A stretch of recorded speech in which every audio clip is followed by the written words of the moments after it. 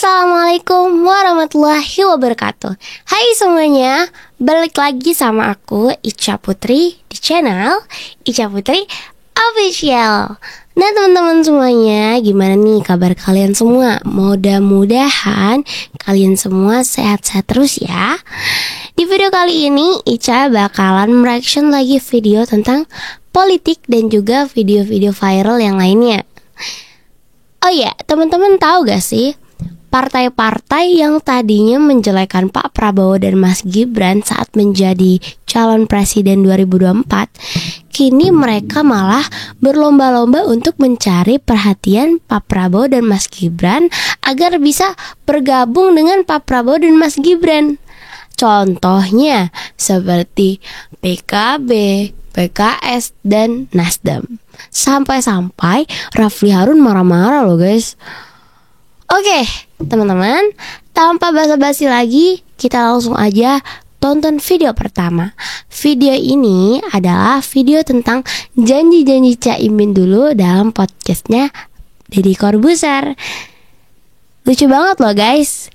Yuk kita nonton bareng-bareng. Janji Caimin yang pertama. Ada satu hal yang saya tidak setuju dengan janji kampanye Bapak, yaitu memberikan tunjangan kepada ibu hamil 6 juta rupiah untuk ibu hamil. Saya nggak setuju Pak. Iya. Itu Mas Anies juga nggak setuju. Lah gimana Anies? Anies gimana Anies? Janji Caimin yang kedua. Katanya Pak Anies kalau Caimin menang mau menggratiskan BBM, bener? Oh, iya, bener tuh Pak. Itu sebetulnya ada yang putus. Ada yang Sebetulnya Iya, karena kalau saya hitung-hitung Pak, nggak mungkin. nggak mungkin Pak. Ya. Itu saya hitung-hitung 11.100 ya harga Pertalite dunia. Penggunaan 240 miliar liter. Iya. Itu kalau kita hitung itu totalnya itu 202 kuadriliun. Iya. Sebetulnya gratis untuk beberapa subsidi. Kincana teng neng neng neng neng. Janji Caimin yang ketiga. Katanya mau mendamaikan Israel Palestina. Gimana caranya Pak? Israel Palestina damai. Orang ketua PBB-nya aja berhenti kemarin. Ketua PBB-nya berhenti Pak. Susah, nggak ada yang bisa. Jangankan kita. Ya kan berita-berita di luarnya. PBB Anies Caimin menjanjikan perdamaian. berusaha. Oh, berusaha. Tapi beritanya menjanjikan. Itu biasa kampanye kan begitu. Ku menahan rasa sakit. Biasa kampanye. Rasa sakit. Angin tuh. Kayaknya Caimin bodo amat deh teman-teman. Walau mau kalah, mau menang, yang penting wajahnya Caimin ada di pencoblosan. Soalnya girang banget kemarin waktu tahu wajahnya bisa ada di tempat pencoblosan itu. Emang pantas kau bela Prabowo karena kau numpang makan dengan Prabowo. Cile, ya Allah. Masih ada ya orang kayak gitu. Assalamualaikum Mas Amri ya. Sebelumnya saya mendoakan semoga Mas Amri dan keluarga selalu sehat, bahagia, dan rezekinya dicukupkan oleh Allah Subhanahu wa Ta'ala. Nggak apa-apa, apapun tanggapan Mas Amri, bagaimanapun bentuk komenan Mas Amri, saya memahami, nggak apa-apa. Memang kalau orang tuh udah kalah, memang sakitnya itu tuh sampai ke ubun-ubun, nggak di hati aja sakitnya. Dan juga saya juga paham sifat dan tabiat Mas Amri serta bahasa yang keluar dari mulut Mas Amri sampai begininya ini nih, itu adalah suatu proses yang tidak instan ya Mas ya. Mas Amri bisa berbahasa seperti ini juga saya yakin itu adalah faktor lingkungan dan juga pasti faktor didikan orang tuanya gitu ya. Kalau pribadi yang baik ya Mas ya, pasti bahasa yang keluar dari mulutnya itu adalah yang baik-baik. Nggak mungkin bahasanya seperti ini. Kalau orang baik Mas, masa cerminannya seperti ini gitu loh ya. Saya aja ya Mas ya, tidak pernah dididik untuk kasar oleh orang tua saya. Sedikit saja saya berkata kasar, itu orang tua saya langsung rekonsiliasi gitu ya. Apa maksudnya rekonsiliasi? Itu dipanggil orangnya yang saya kasarin, saya juga dipanggil. Kemudian diadakan rekonsiliasi namanya. Ini kenapa kamu begini? Ini benar. Nah, setelah itu saya perbaiki. Nah, gitu. Itu tugas orang tua saya pertama, mendidik saya. Sehingga saya tidak tumbuh menjadi anak yang kasar serta bersifat negatif. Yang kedua yaitu dari nafkah nafkah yang halal oleh orang tua saya. Orang tua saya bekerja keras Coba nih Mbak, dan hasil keringat cara mereka ngomongnya yang halus, kemudian tapi membesarkan sebenarnya saya dan ada, menyekolahkan saya. perkalimatnya Terserah itu itu rada bagaimana kecil. Mas Amri ini menafsirkan. Apakah saya numpang makan dengan Prabowo? Apakah hasil kerja keras orang tua saya? Nggak apa-apa. Orang tua saya bekerja keras memang untuk menafkahi anak dan istrinya. Kemudian kerja keras itulah yang nantinya akan dibayarkan oleh Pak Prabowo sebagai petinggi perusahaan, sekalian pemilik perusahaan gitu loh. Bahasanya boleh diperbaiki Mas, nggak baik loh bahasa kayak gini, tapi nggak apa-apa, saya maafkan. Saya tetap mendoakan Mas Amri ini yang baik-baik aja, semoga bahagia sekeluarga ya Mas ya. Dan sebagai laki-laki nih Mas kan seorang pemimpin. Kalau Mas itu Islam, pasti Mas ini sebagai imam dalam rumah tangga Mas. Dan sebaiknya sudah semestinya Mas itu memberi contoh kepada anak istri. Jangan kemudian Mas cerminannya begini, anaknya juga bisa lebih parah ya Mas ya. Ya, baiklah, cuma segitu aja saya komen saya ya. Saya jadi ketawa-ketawa sendiri nih numpang makan dengan Prabowo gitu ya. Di sisi lain alhamdulillah dengan bahasa yang seperti ini berarti saya mencerminkan orang yang balas budi gitu ya, tahu kepada siapa saya harus berterima kasih. Tapi yang harus Mas garis bawahi, saya di sini tidak bukan bela-belain secara buta gitu loh ya. Saya ini tidak memandang Pak Prabowo sebagai politisi, tapi saya memandang Pak Prabowo itu dengan bagaimana kepribadian beliau sendiri gitu. Sebagai pemimpin, beliau itu bukan tukang suruh orang, tapi beliau itu sebagai pembimbing yang bijaksana, tidak membeda-bedakan kasta gitu loh.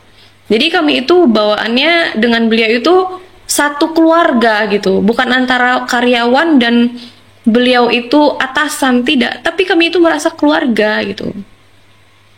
Dan merupakan kebanggaan yang tidak bisa membuat saya berhenti bersyukur bahwa saya pernah diberi kesempatan oleh Allah Subhanahu wa taala bisa mengenal beliau melalui perusahaan beliau.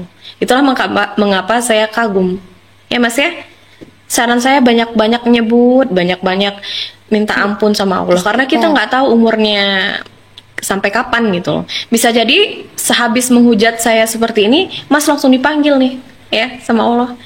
Ya, sehat-sehat Mas sama keluarga di sana, lancar rezeki, bahagia-bahagia selalu ya. Kurang-kurangi menghujat orang, yang rugi Mas sendiri, emosi Mas naik turun. Oke ya.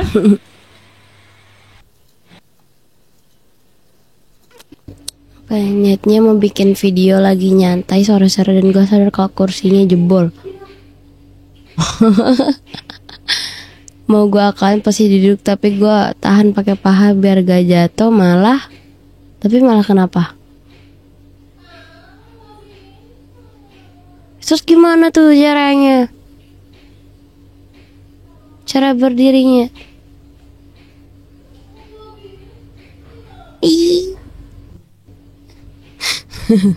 Itu kursi rajut gak sih teman-teman?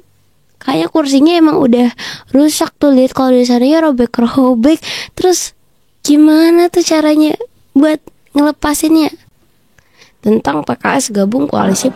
Dinamika politik tentunya masih sangat dinamis, organik, apapun bisa terjadi. Komunikasi selalu terbuka, bahkan sebelum kampanye selesai, sebelum 14 Februari masih terus berjalan sampai sekarang pun juga tentunya pintu selalu terbuka karena Pak Prabowo sekali lagi selalu mengedepankan persatuan Indonesia, terutama dari kalangan elitnya. Untuk saat ini tentunya kita masih sangat terbuka untuk pihak manapun yang mungkin akan bergabung ataupun tidak, itu ada di pihak dari para pimpinan dan juga tentunya ketua-ketua dari partai-partai. Anies Baswedan disebut binaan kelompok Yahudi. Tidak Pengamat sebut terpesona. alasan Oh my capres God. PKS itu bungkam di isu timnas Israel. Yang memberi Anies sebagai Young Global Leaders pada 2009 adalah Rothschild. Penguasa World Economic Forum, penguasa di belakangnya namanya Kerajaan Inggris. Yahudi yang berkuasa di dunia bersama dengan Rockefeller. Dalam bahasa lain, Anies mulai dipasarkan sejak 2009 dengan istilah pemimpin muda berpengaruh oleh Yahudi. ya kan? Oh iya, Kemudian, waktu itu ada berita itu Anies sih. ini sebagai gubernur ya nggak pernah dia bicara atau katakanlah kunjungan ke Rusia, kunjungan ke Cina, nggak pernah dia. Partai Amerika lihat ini memang ya the second golden boy. Ternyata para pendukung Anies Baswedan ini salah menilai sosok seorang Anies Baswedan. Hampir semua pendukung Anies Baswedan ini adalah anti-Israel, kelihatannya. Kelompok-kelompok yang sangat pro-Palestina dan anti-Israel. Dan anti-Yahudi, anti-Amerika. Nah, kalau melihat dari paparan Ihsanuddin Nursi, dan mungkin juga dari tuduhan dari Haidar Alwi, bahwa Anies adalah benar-benar boneka dari Amerika, terus kemudian Ihsanuddin Nursi mengatakan bahwa Anies adalah binaan Yahudi, jadi kalian salah pilih orang yang didukung. Beredar potongan video yang menyebutkan bahwa the second golden boy kan. Ya enggak lah, Samsul ya tetap Samsul, kapasitas kesamsulan itu tidak akan berubah, Bung. Belimbing sayur ya belimbing sayur. Jangan mengira bahwa sesudah naik pangkat itu langsung cerdas. Tidak. Bahan bakumu segitu. Sehebat apapun diri Anda, katanya ahli ibadah, kesolehannya sudah tidak bisa dikira-kira. Tapi kalau Anda memandang hamba Allah dengan pandangan merendahkan, awas, kalau Anda memandang mereka dengan pandangan merendahkan, maka itu menjadi sebab Anda akan direndahkan oleh Allah. Yang Padahal bapaknya nih ngejelek-jelekin Mas Gibran, padahal ya bapaknya nih ngejelek-jelekin Mas Gibran, tapi enggak lah, dengan pandangan bapak ini, Pak Sobar ini mirip Pak Jokowi loh. 2 tahun aja. Dia memfitnah bahwa Rosan bilang bahwa Pak Prabowo dikasih hidup 2 tahun aja. Astagfirullah. Ya, setelah itu akan digantikan. Ini kan nggak ada dalam tradisi politik Indonesia. Benar. Nggak ada dalam tradisi politik Indonesia. Yang begini-begini. Cara berpikirnya itu pun dalam Intel Indonesia nggak ada cara berpikir itu, Bang. Kecuali dia kelamaan gaul sama agen Israel, Bang. Atau sama agen-agen negara lain yang suka beroperasi di Amerika Latin atau di Afrika. Kalian soal-soal begini. Kemudian melakukan kebohongan. Kayak misalnya Rosan yang ngomong, padahal dia yang ngomong. Coba bandingkan, orang yang kenal Rosan Roslani, saya kenal Bang Rosan. Di dalam maupun di belakang maupun di depan panggung, Bang Rosan saya belum pernah dengar dia ngomong jelek, Bang. Ngomong jelek, ngomong outspoken, ngomong yang enggak-enggak. Kita nggak pernah itu.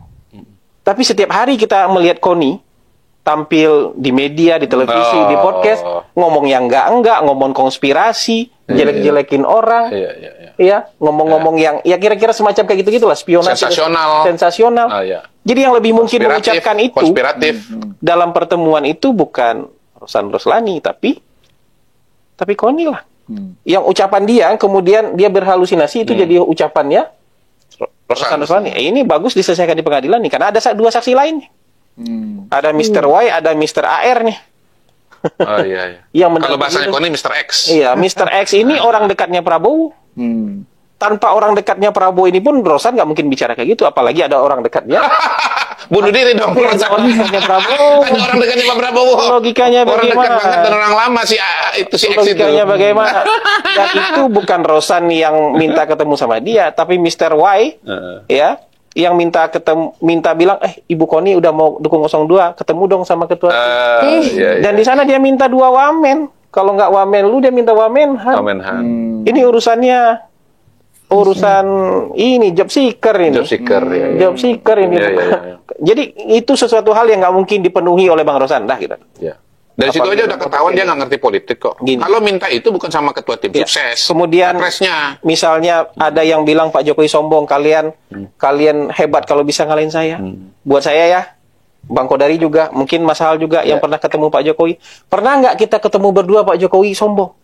Nggak pernah. Pernah nggak kita ketemu berdua Pak Jokowi ngerendahin orang? Nggak pernah. Ngomong jelek, ngomong dengan kata-kata negatif, saya sih nggak pernah ya. Senyumnya aja lembut, apalagi ngomong. Bahwa Pak Jokowi seorang politikus, iya. Pak Jokowi canggih main politik, iya. Betul. Tapi ngomong Betul. begitu, orang soal pilihan presiden aja bilang sabar, tunggu, ojo ke susu. Bahasanya halus, bahasanya melipir-melipir, mutar-mutar gitu. Nggak direct, nggak. Saya tuh nggak terbayang seorang Jokowi bisa ngomong direct seperti itu. Kalau misalnya ya mau ya mengglorifikasi masalah-masalah kandidat lain itu banyak punya bahan. Cuman kita nggak mau. Iya, ada kemarin ketua partai yang itu kalau mau kita spin kena salah satu kandidat. Nggak kita mainkan kok. Benar-benar nggak kita mainkan. Ada Crazy Rich dari Brebes yang tersangkut 2 kasus. Ya, kasus BTS dia tersangkut dengan dana triliunan, kasus nikel dia tersangkut dengan dana triliunan. Itu kan directly dengan salah satu capres. Directly dengan salah satu tim medsos capres. Yang satu provinsi. Yang satu provinsi. Oh, satu provinsi. Kita gak glorifikasi itu. Nggak kita mainkan sama sekali itu. Kenapa? Ya biarkan hukum jadi hukum. Kita nggak mau menyerang sesuatu yang masih dalam proses. Baik banget.